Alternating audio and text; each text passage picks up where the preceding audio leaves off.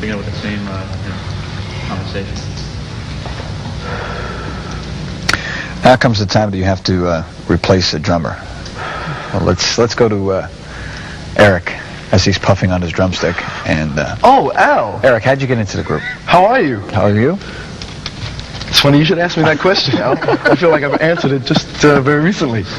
Well, it's a long story. They found me under a cabbage leaf, which is what Paul usually says.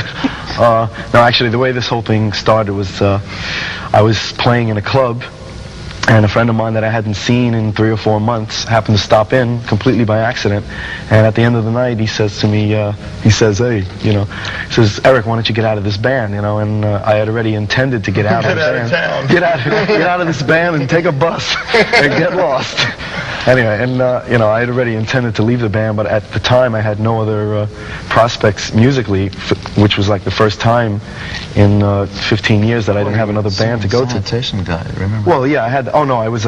Should I say it? Yeah, I can say that. I was repairing gas ranges in the daytime, and you know, I was doing that so I'd have enough money to go to work. Play the that next back day. again, Al. Let's. Okay. Put that, you were doing while what I in the was daytime? playing in the band right before Kiss. You working for the gas company? Not for the gas company, but I was repairing gas ranges during the days. He's a gas. Yeah, I'm a gas. So you're So anytime you guys need your stoves fixed, call on me.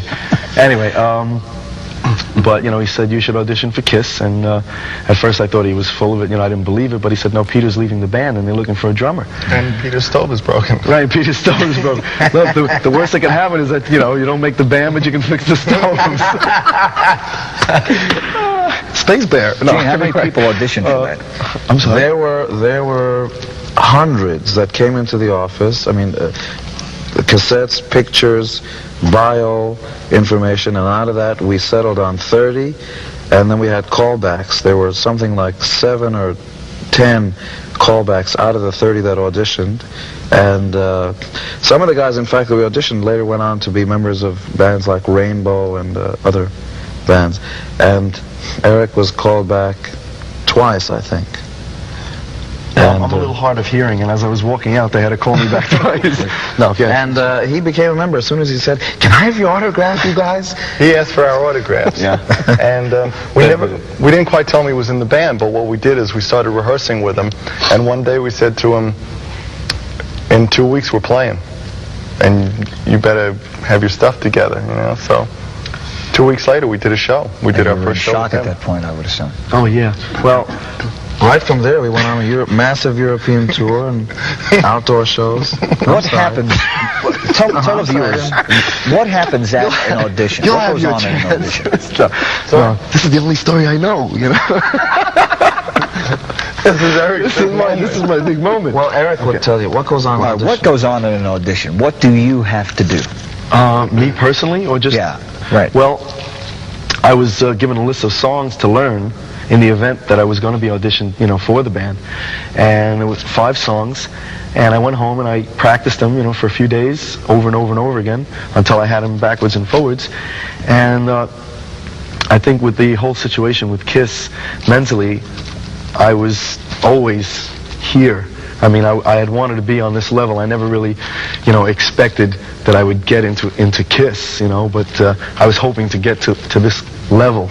So when I went into audition, you know, I just said to myself, look, Eric, you're going to do the best you can. You know, you're going to play. You know you're good. You know the songs, and that's all you can do, you know. Now, do you play with them, or they're just sitting watching you? Oh, no, I auditioned with the band. Well, both. We played. Both. Yeah. We then Well, step it was off stage. Yeah.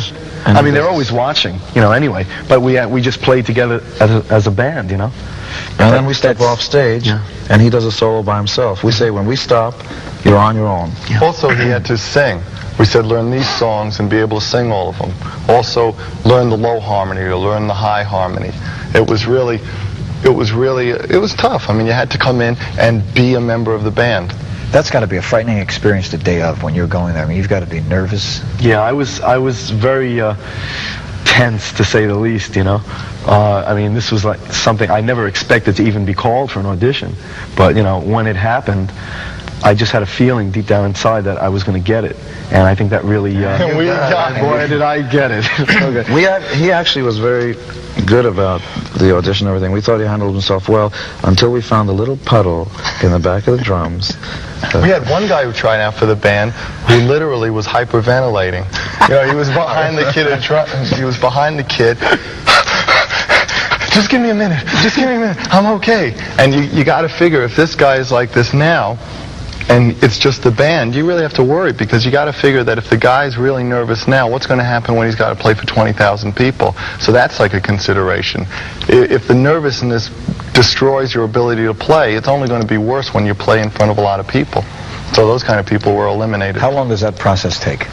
Well, most of the people were eliminated immediately, and they were told that they were contenders. Okay, now another member leaves, and now you have to look for another member.